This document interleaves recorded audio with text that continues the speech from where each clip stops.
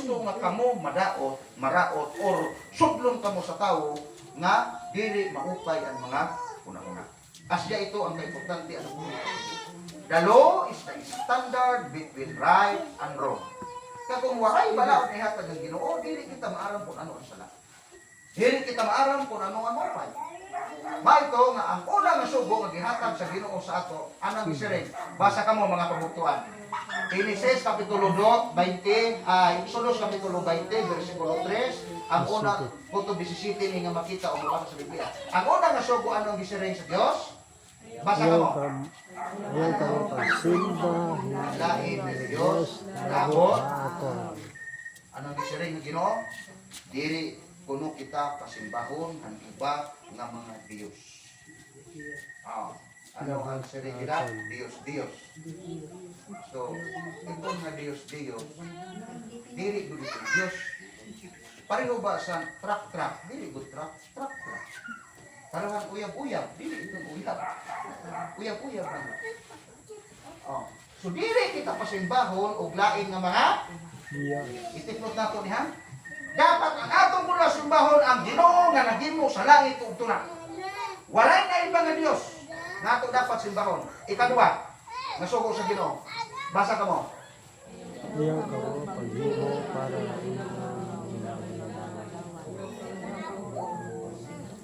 Okay. Dili kita pahimuon sa Ginoo ug mga anong isa rin? Kadawan. Bali dili kita pwede nga maghimo nga ang imahe ni Kristo, matibutang nila sa altar, tapos luturan sa tao. Dili ito pwede. Kaya ang gitugon sa Ginoo, ayaw ka mo pagsimba, ayaw ka mo pagyukbo, ayaw ka mo paghimo sa mga lagawan, kaya ito siya, dili pwede sa tubangan sa Ginoo. Kaya ang Ginoo mga abutuan, Ginoo ito siya na abutuan. God is a jealous God. Dili pwede nga imo pagsimba damo ka klase. Simba ka sa mga klase nga mga ladawan. Kay actually ang ato pakigrelasyon sa Ginoo parehas ini sa mag-asawa. Parehas sa mag-asawa. Dili pwede nga imo asawa makabati nga ikaw nga lalaki may uyab nga asawa ka na. Dili pwede ito. Masisina ito. Tama dire. Ang lalaki, kung makabati iluwag nga ang imo asawa may iba, dili ito maupay, masisina ito. Kay ang ato pakigdugtong sa Ginoo, Ginoo ini siya nga hiyala ang ato dapat simbahon. Waray na iba, mga higala. Ikatulo. Basa na mo, basa. Usugaw ko niya yung boses.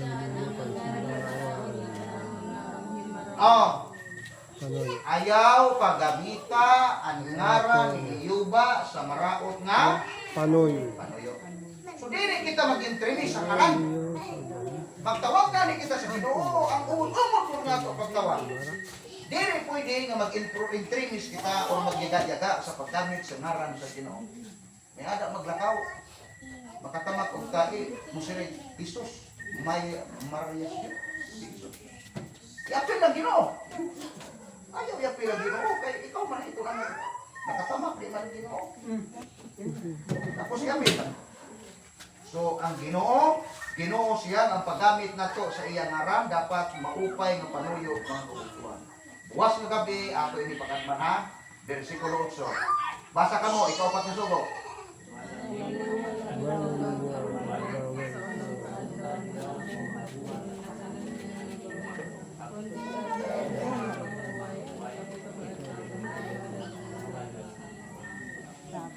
Salamat sa iyong pangadyo.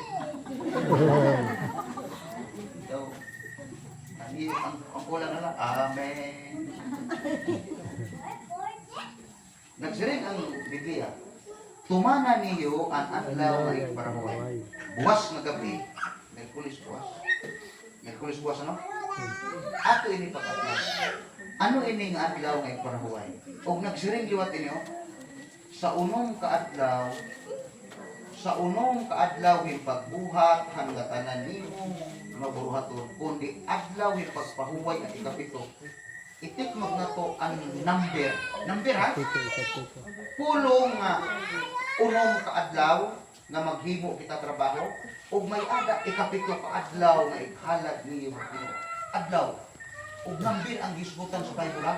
May unong ka adlaw, ug may ada ikapito nga adlaw. Na hindi ka adlaw ikapito ikhalag niyo. So magarabalik ko kamo dibuwas kay ato ni pagkatman. Ano ini nga adlaw nga ikapito nagisiring sa Ginoo nga ato tumanon. Ang ato tumanon. Ikalima nga sugo.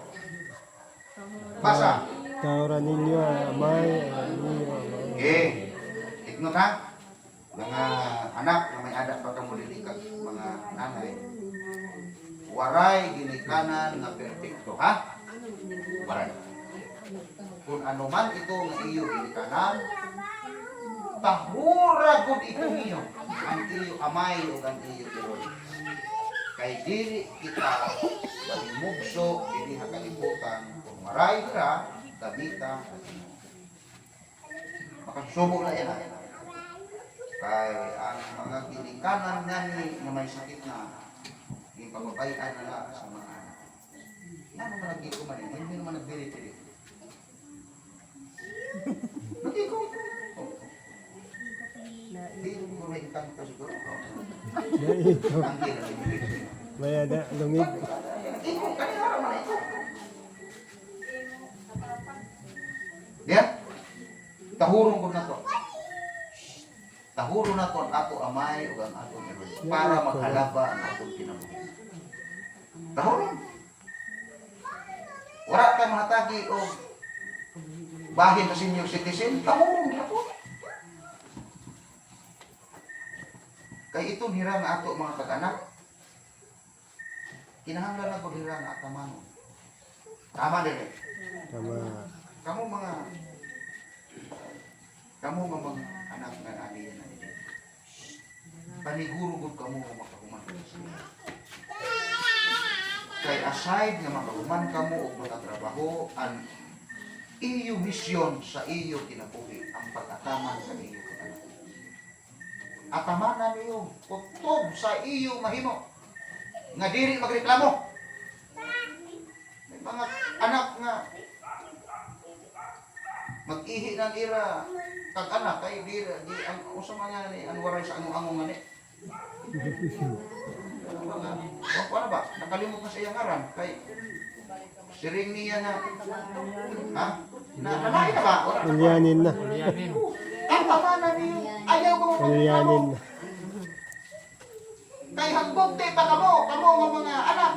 Kapira kamo gikaihan, kapira kamo giuruan, waray gud magreklamo niyo nanay. Pero yan na, kausapal ang galing nag-uro sa banig. Musiring baho, makapay si nanay. Surin din dito. Ilabi na kung maray may makuha. Sa kagarat. Pero kung may makuha ang mga anak sa tuna, mga pensyon, agawan ang kagarat. Pero waray nga ni makuha, baho ang kagarat. Tulak-tulak isa. Dili na hungitan sa pagkaon. Hungitan sa pagkaon. Niyo.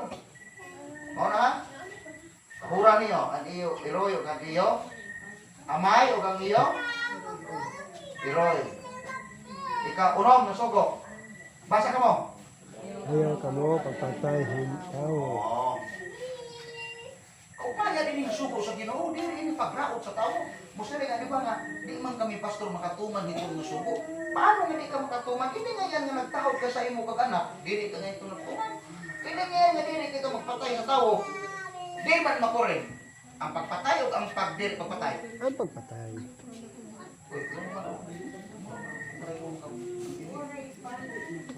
Ikapito. Ikapito. Basa ka mo. Ayaw ka mo, Actually, waray man ini nakatranslate. panlibog. Ayaw ka mo kalibog sa asawa, sa isip ka tao. Oh. So ayaw kita. Ha? Panlibog. Panapaw, panlibog, panapaw. So, ang asawa, usang udla. Oh. Hindi na pwede nga dublihon. Hindi na nga kita kapalit mo sa kagantan. Dublihon pa, magwala ka ganta. Ano ba siya naman? Sige natin. Ikaw ano? Basa ka mo, basa. Ayaw ka mo? Ayaw ka mo, pangawa. Di man ang makore. Ang mangawat o hindi mangawat? Ay, ka naman na, ate. Pasigan. Kung kay Matigasan. Diyo, magtanong-tanong ka mo. Ang problema, kung magtanong ka mo saging, tapos pagtugas, waray na buhi. Tapos magataman ka mo didi mga manok, pagpisok pa, iyo, pag dumaraga ng manok, waray na. Iba na lang. Tapos ang basulong pa, ang halog, ang sawa. Pero ang kuha ngayon, ang lima katurag mo, ang tao ngayon nagkuha.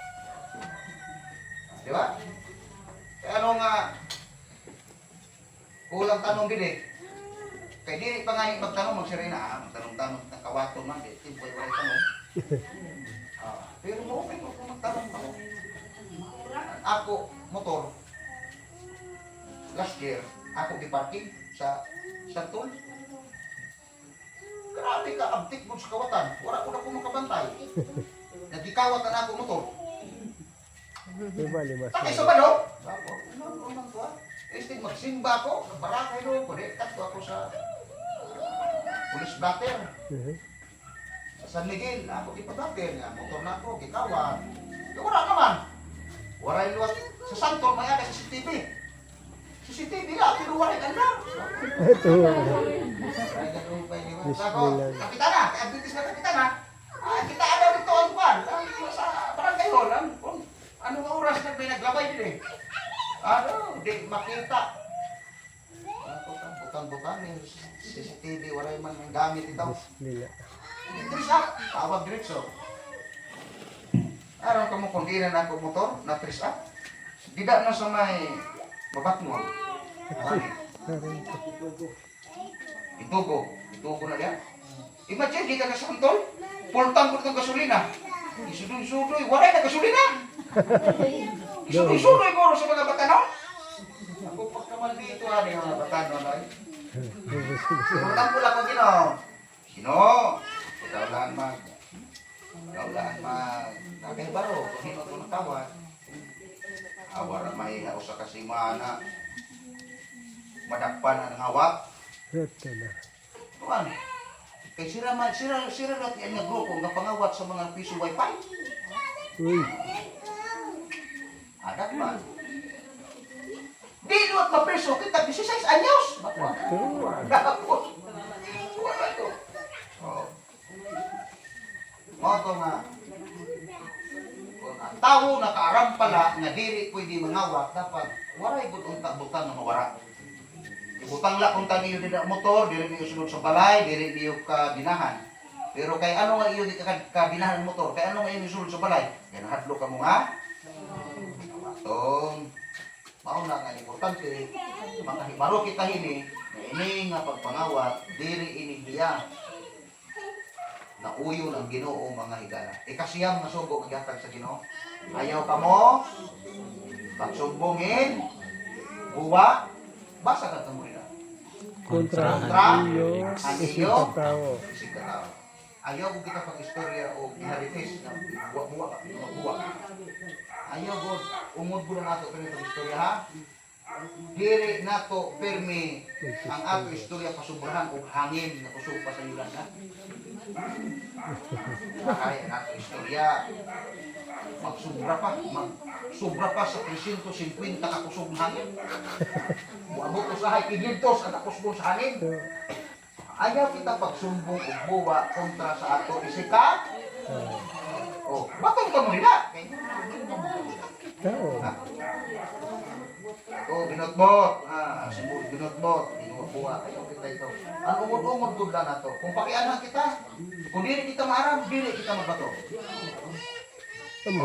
Amot lang. Ayaw. Tumaara. Ang umod gudla na to ibato. Ika na pulo. Ayaw ka mo kaipa, habalay, laing nga tawo. Ayaw ka mo kaipa, hani asawa, hani ang mga ripon, hani ang mga baka, hani ang mga asno, o bisan ano nga iya mga bra. Ano nga ni ang Mga buta. ibang term sa kaipa nga ni? Kaawa. Awa, ibog. Ayaw kita kaawa sa mga butang sa ibang tawo. Mauna ang usahay na nagpupubrigon kita kay pag kita na ito nga nato silinga nagkuha og Rossi nga motor, ikaw kuha ko iskay ko nga motor. Nakakawa Tama bitaw. Diri ka, o Nakita kayo niyo pa mo man nga yung brand. sili nga nakuha ko. Iba nga brand. 36 inches nga TV. Ang ino, 46 Adi, inches. di palabuan man. Nakinulutan. Sino man ah? Di palabuan lima. Tapos manukot ito ang motor, manukot na sa TV, may ada pa card, green card, yellow card, no card, kanang card. Ang resulta, ang dalagan ka na. Bang karota. Sige nga ako may magsukot hindi nga si nanay, si mama ni Mong kasakit. Hindi, kuha ng bata na kasakit. Sige nga. Dili kita. Bahala na magbinaktason kita basta dili kita maawa sa butang sa isip katao. Pero kung makaya niyo, wala problema. Pero kung dili makaya, dili kita maawa. Bata! Asno! Or bisan ano kung butang na ada sa imo silingan mga pagkukuha. Now, ang Exodus Kapitulo 31, versikulo 18 nagsiring, ang napulo kasugo gisurat sa kalugalingon na tudlo. Itiknot na to ha? Ini nga napulo kasugo ngayon, ang nagsurat ini ang tudlo sa Ginoo sa duha ka papan nga bato. Meaning, nga diri pwede ini nimo bag-uhon. Kay gisurat ini sa bato nga napulo kasugo, ang nagsurat ini ang tudlo sa Ginoo mismo. So dili ini pwede nga mosiring ka nga waray na sugo. Kay ang Ginoo ang nagtudlo, ang nagsurat ini. Dili kita. Maula ini, i-take note na to. Maula ini nga pulong sa Ginoo sa Biblia nga ang nagsurat mismo ang tudlo sa Ginoo, ang napulo kasugo. Waray na iba. Actually sa Biblia may ada tulo ka mga event or pangitabo nga ang tudlo sa Ginoo ang nagsurat. Primero, ang napulo kapapan nga bato. Ang napulo kasugo ang isurat sa bato. Ang tudlo sa Ginoo ang nagsurat ito. At ikaduha, sa gipadamguhan si King Belshazzar sa Babylonia o ang surat dito sa pader nagsiring mini tikil aparsin. Ang tudlo ang dito sa Ginoo ang nagsurat. O gipatawag ni King Belshazzar si Prophet Daniel kung ano ang kahulugan dito na tudlo na surat na ada sa pader. Isigna ni Daniel na ang imo ginharian na bahin sa duwa. Mawara ikaw. Ikatulo, nga higayon ang Ginoo ang nagtudlo, ang nagsurat sa dida nga may babayi nga giakusaran sa iya mga tawo, gipalibutan nga nagsiring, ini nga babayi dapat ang parusa ini, kamatayon. Batuon. O naghinay-hinay si Ginoong Hesus, Juan Kapitulo 12, sa pagsurat dito sa abog sa tuna, ang tanan nila nga mga sala, ito nga mga lalaki nga nag-akusar din nga babayi. O gisigna ni Ginoong Hesus, kung hinuan waray makasala iyo, mawan magpuna sa pagbato sa pagbato hindi nga babayi. O pagkita sa mga tao nga nag-akusar sa babayi, naghinay-hinay sila pangtawas, panglakaw, kay hira mismo nakasala mga kabugtuan. O gisignan sa Ginoo ini nga babayi, lakaw o dili ka na makasala. Tulo, may gayon ang tudlo sa Ginoo ang nagsurat. Pero out sa tulo, ang napulo ng kasugo ang nag-exist, nagpadayon, mawara.